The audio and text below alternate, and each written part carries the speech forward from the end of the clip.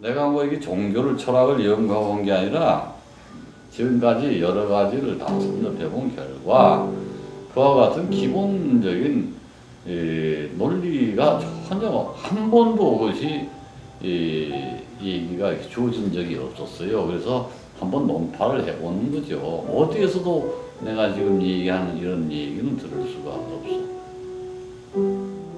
무속계에서 얘기한 합의하에서, 응? 합의하에서 내가 얻어낸 논리이니까 일단 그것은 이해를 좀 해주세요. 그런 면이 있다. 이렇게 볼 수가 있다는 것을 항상 염두에 두면 첫째가 생각과 마음이 대단히 편안해질 것이요. 이 오늘 내가 얘기한 이 존재를 이해를 해주면 엄청나게 큰 우주라고 하는 것이 단 하나의 나에게도 귀속될 수 있다. 이거 단덩어리 아니에요. 일청일체다중이. 그래서 그 기본적인 생각을 가지시고 제가 무슨 법화사상을 얘기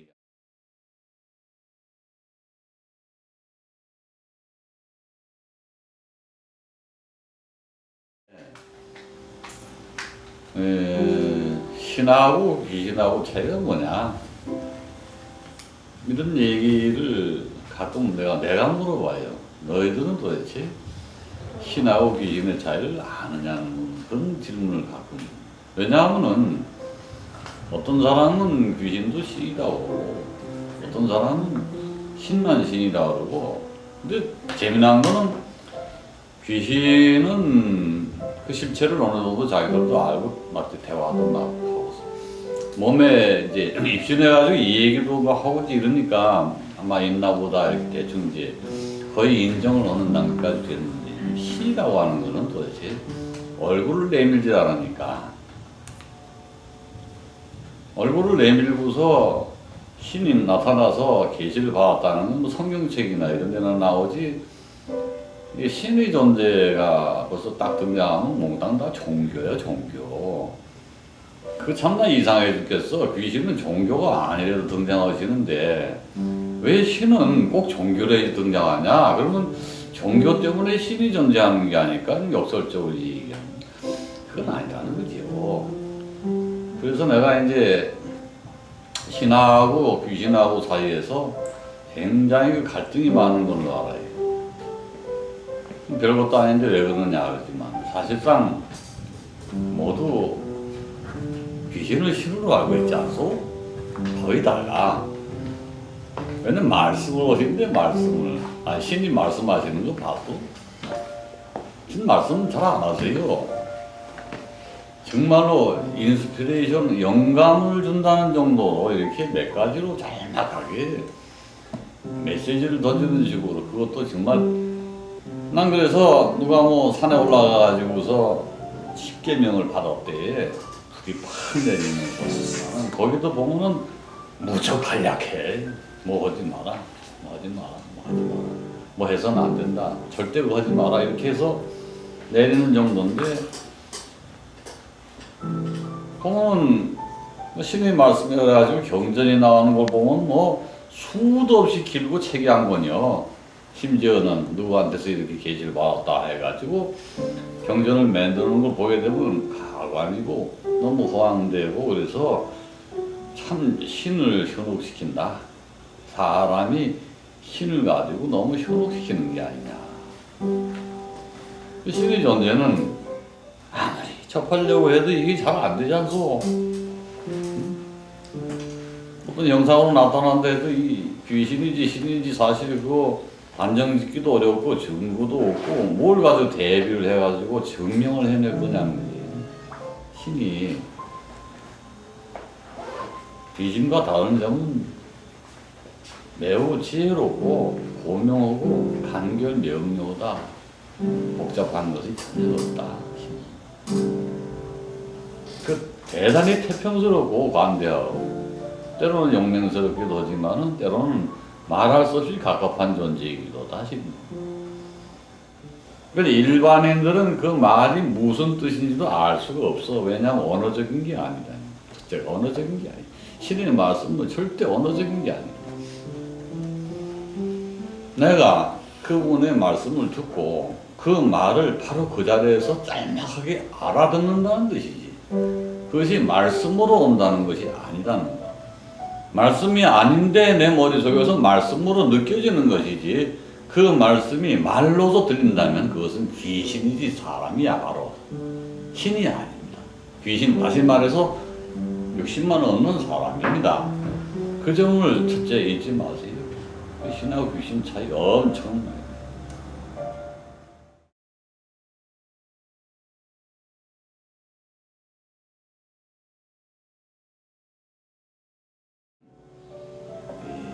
우리 불교에서 얘기하는 3계가 있는데, 욕계, 색계, 무색계는 있어. 아마 배웠을 거예요. 뭐 3계는 또 있어. 과거, 현재, 미래, 이것도 3계라고 그래. 근데 욕계에 머물던 사람이 죽어가지고 아무리 도통을 해도 신이 될 수는 없다. 절대 불가능합니다. 예수님이 신이 됐나요? 예수님은 예수님이지 신 아닙니다.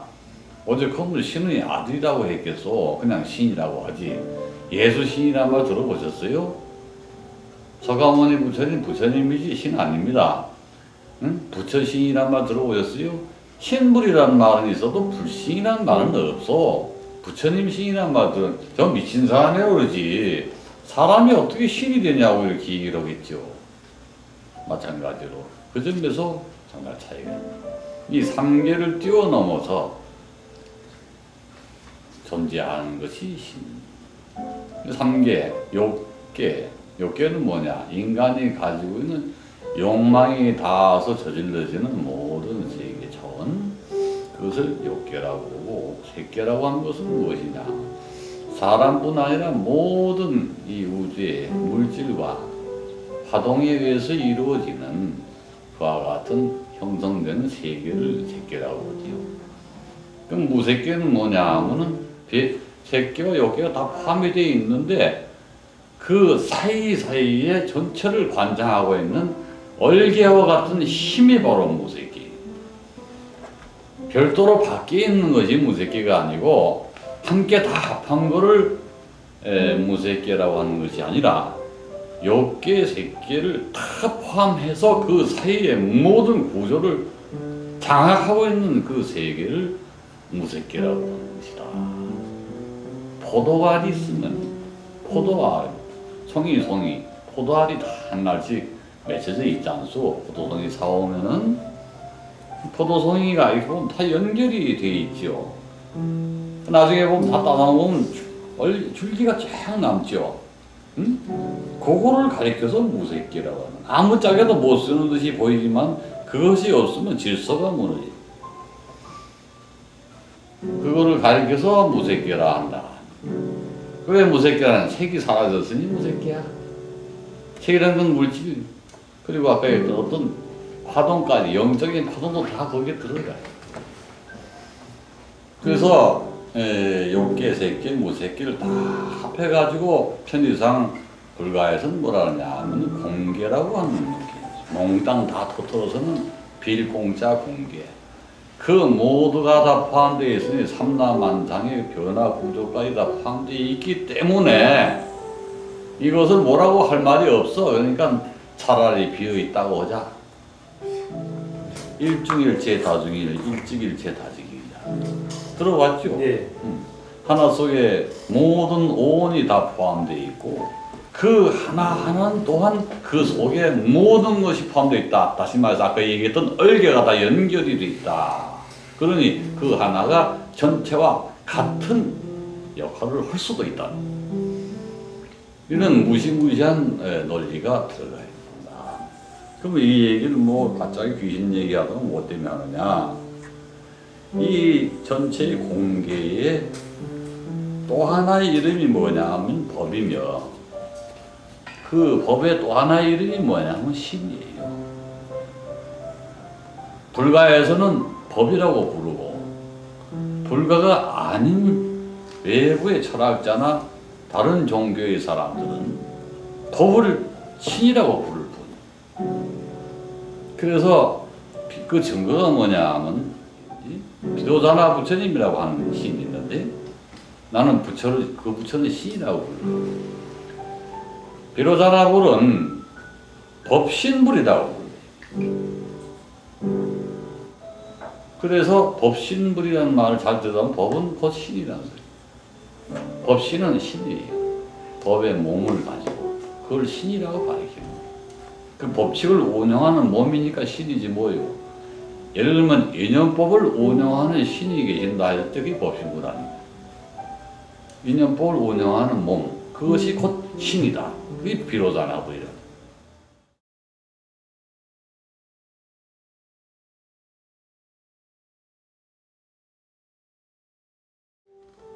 참 신비하지 않소?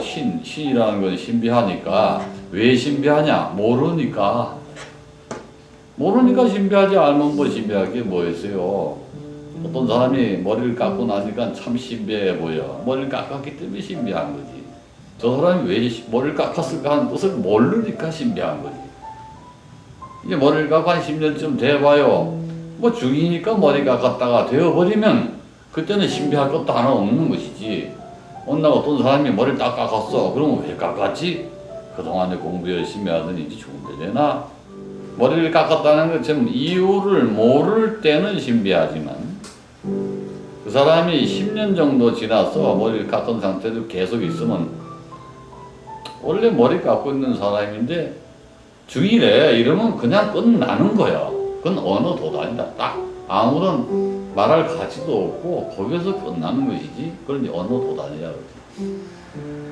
그래서 이와 같이 신에 대한 생각도 말하자면 어느 도단이지. 말을 하면 그거 왜 얘기를 해? 이렇게 얘기하는 사람들이 대다수고 더러 신에 대한 얘기를 하면은 관심 있는 사람들이 한번 균형해보자 하는 사람들일수록 항상 그게 있어. 신비해야 돼, 이상하게. 그 신비하게 생각하지 말고 아주 우리한테 가까이 있고 나도 이미 결부되어 있다는 생각을 가져보시라고요. 그래야 말이 되는 거지. 아니 그런 것도 안 되어 있는 상태에서 무슨 신을 받는다고들 나이요. 당신께서 신하고 가까운지 안 가까운지도 전혀 모르고 꿈 몇 번 꾸고 또는 뭐 신비한 말씀을 제가 몇 번 들었다 그래가지고 그것이 귀신인지 신인지도 모르는 상태에서 신을 받아요? 신을 받으면은 그게 참신인지 아닌지 당신께서 어떻게 증명을 하겠어? 평소에 자기가 이런 얘기를 좀 듣고 욕망의 세계를 좀 벗어나고 그 다음에 거기서 새끼를 발견했다. 그래 맞아. 아주 우주에는 신비한 그 둘러싸인 보이지 않는 새끼가 있더라. 그래서 그걸 떠나가지고 또 무새끼라는 게 존재하고 있다. 감싸고 있으면서 그 모든 걸 존재를 조정하는 세계가 또 있다 하더라. 그걸 다 합해가지고 우리는 너무나 크고 광대하기 때문에 차라리 없는 것과 같다. 항상 비어있는 곳이라는 개념으로 놔두자 해서 공개라고 이름을 붙이는 거예요. 왜냐하면 우리가 암만 머리를 굴려봐야 그 신비한 세계를 어찌 터득하겠어. 그러니까 신기해져. 신의 세계는 그런 거지. 그런데 신기한 건 뭐냐면 우리도 그 속에 한 구성인자로서 이미 존재하고 있고 또 그 속에 살아가고 있단 말이에요.